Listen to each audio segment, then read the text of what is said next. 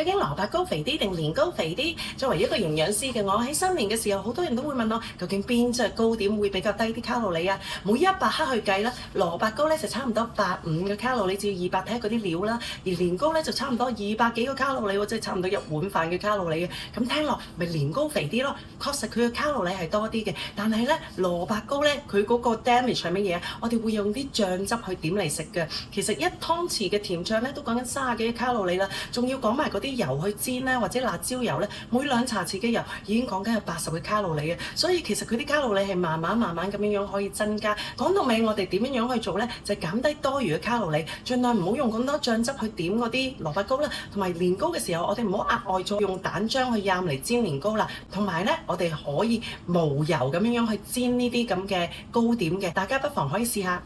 呢個牛油紙啊，呢個牛油紙擺落嗰個鑊上面咧，就可以煎我啲糕點，都有少少脆嘅感覺㗎。咁當然冇咁香口啦，但係講到尾健康最重要啊嘛。好啦，大家新年快樂啦！今日講到呢度，下次再傾過，拜拜。